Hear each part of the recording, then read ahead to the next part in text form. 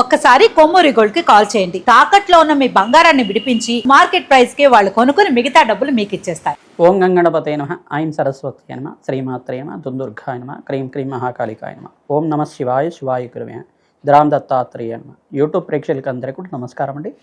నేను పాలపర్తి గురునాథ్ శర్మ, జ్యోతిష్యం వాస్తు సిద్ధాంతిని.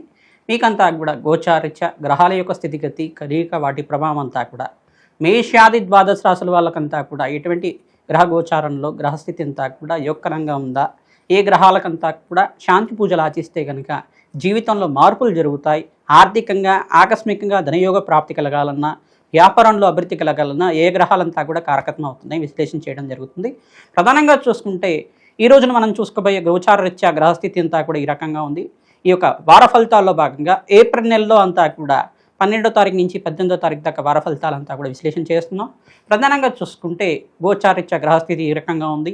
కుంభరాశిలో రాహువు సంచారం మరియు మీనరాశిలో అంతా కూడా రవి భగవానుడు ప్రధానంగా చూసుకుంటే 14వ తారీఖు తర్వాత మేషరాశిలో ఉచ్చస్థానంలో సంచారం చేయడం, మరియు ఇక్కడ ఈ యొక్క మీనరాశిలో రాహు ప్రధానంగా శనీశ్వరుడు, అంగారకుడు, బుధ భగవానుడు, సూర్య భగవానుడు అంతా కూడా సంచారం జరుగుతుంది.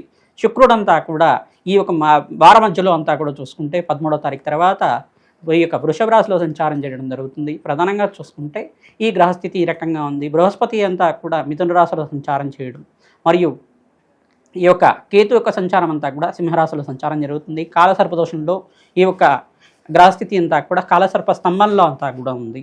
ప్రధానంగా చూసుకుంటే కొన్ని రాశుల వాళ్ళకంతా కూడా అదృష్టయోగం కలిసి రావడం కానీ, కొన్ని రాశుల వాళ్ళకంతా కూడా మిశ్రమైన ఫలితాలు రావడం కానీ జరుగుతూ ఉంటాయి. ప్రధానంగా గోచారిత్య గ్రహస్థితి ఏం చెప్తుందంటే కర్మయోగాన్ని అంతా కూడా చెప్తుంది. కర్మ ఫలితాన్నంతా కూడా అనుభవించే విధంగా, కర్మదోషాన్ని నివారణ చేసే విధంగా గ్రహదేవతలంతా కూడా ఈ యొక్క దోషాన్నంతా కూడా పరిష్కారం చేసే విధంగా ఉంటారన్నమాట. ప్రధానంగా చూసుకుంటే శనీశ్వరుడు కర్మఫలదాత, బృహస్పతి అంతా కూడా యోగదాత అంతా చెప్పేసి అంటారు. ప్రధానంగా రాహు అంతా కూడా కర్మని అనుభవించే విధంగా చేస్తుంటారు. రాహుకేతులు ఇద్దరు కూడా కర్మను అనుభవించే విధంగా చేస్తుంటారు. ఈ గోచారిత్య గ్రహస్థితులంతా కూడా చూసుకుంటే వీటికి కేంద్రంగా అంతా కూడా చెప్తూ ఉంటారు.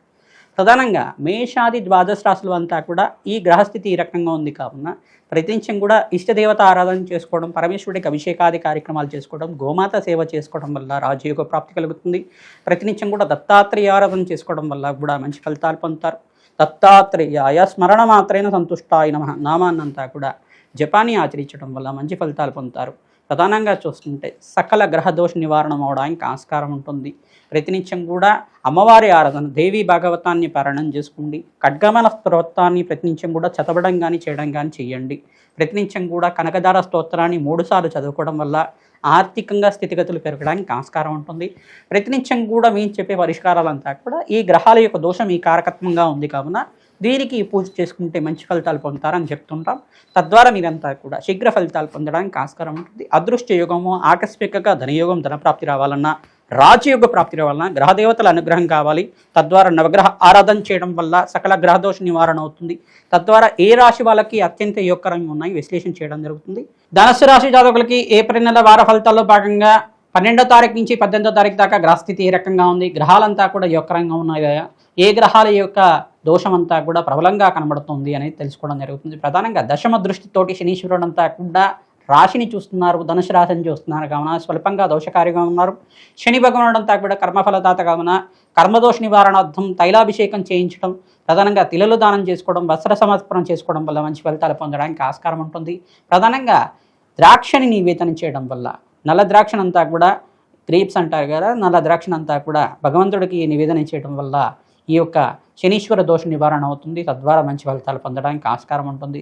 అప్పుల బాధ నుంచి బయటపడడానికి ప్రతినిత్యం కూడా కూష్మాండ దానం చేయడం మరియు కందిపప్పు దానం చేయడం వల్ల లాభాలు గణించడానికి ఆస్కారం ఉంటుంది. ధనాదాయం పెరుగుతుంది. పంచమాధిపతి యోగకరంగా మారినప్పుడు మీకంతా కూడా మంచి ఫలితాలు పొందడానికి ఆస్కారం ఉంటుంది. సూర్య భగవానుడు పంచమ స్థానంలో సంచారం చేసినప్పుడు 15వ తారీఖు తర్వాత నుంచి ఉచ్చస్థానంలో సంచారం చేస్తారు. ఉద్యోగంలో మార్పు జరగడం కానీ, ఆర్థికంగా స్థితిగతులు పెరగడం కానీ, ఉద్యోగంలో ప్రమోషన్స్ రావడం కానీ, ఉద్యోగంలో దూర ప్రయాణాలు చేయడం వల్ల ఆర్థికంగా లాభించడం కానీ జరుగుతూ ఉంటుంది. ప్రధానంగా ఉద్యోగరీత్యా కూడా స్థిరత్వం లభించడం కానీ, మంచి ఉద్యోగ లాభాలు లభించడం కానీ, ఈ యొక్క గవర్నమెంట్ కాంట్రాక్ట్స్ కోసం కానీ గవర్నమెంట్ జాబ్ కోసం మంచి శుభవార్త వినడం కానీ జరుగుతూ ఉంటుంది. ఎవరైతే కనుక విదేశంలో స్థిరత్వం కోసం ప్రయత్నం చేసుకున్నారో ఇక్కడ సూర్యభగవానుడు ఉచ్చస్థానంలో సంచారం చేయడం వల్ల అధికంగా లాభాలు గణించడానికి ఆస్కారం ఉంటుంది. సప్తమ స్థానంలో బృహస్పతి సంచారం వల్ల అధికంగా లాభాలు గణించడానికి ఆస్కారం ఉంటుంది. దత్తాత్రేయ కవచాన్ని పారాయణం చేసుకోవడం వల్ల ఆర్థికంగా స్థితిగతి పెరగడానికి, జాతకరీత్యా ఉన్న దోషాలంతా కూడా వెళ్ళడానికి, మంచి ఫలితాలు పొందడానికి ఆస్కారం ఉంటుంది. ప్రతినిత్యం కూడా నవగ్రహ శాంతి హోమాది కార్యక్రమాలు, రాహు భగవానుడికి, శనీశ్వరుడికి, కేతువుకి, మరియు ఇక్కడ చూసుకుంటే అంగారకుడికంతా కూడా గ్రహస్థితి కొంచెం మెరుగుపడడానికి జపాలు దానాలు ఆచరించుకోవడం వల్ల మంచి ఫలితాలు పొందుతారు. రామ్ దత్తాత్రేయాయ నమః.